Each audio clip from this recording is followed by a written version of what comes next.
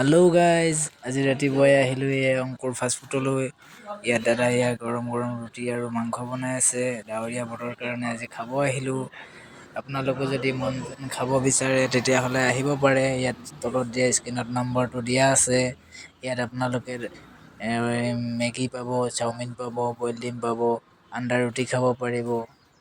এনেকৈ ধৰণৰ আপোনালোকে বিভিন্ন ধৰণৰ বস্তু পাব। দাদাই এড্ৰেছটো আপোনালোকে 1 নং কৰুণাবুৰী আহিলেই পাই যাব। দোকানখন তিনিআলিতে আছে।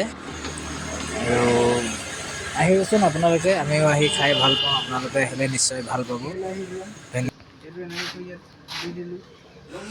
এইয়া চাওক, আপোনালোকে মাংস বনাই আছে। খুব সুন্দৰকৈ বনাই দাদাই, ভাল লাগে খাই। এয়া মাংস বনি আছে, অলৰেডি প্ৰায় হৈয়ে গৈছে।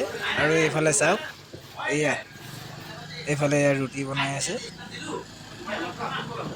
এয়া ৰুটি, এই অংকুৰ হোটেল দেখিছে আপোনালোকে।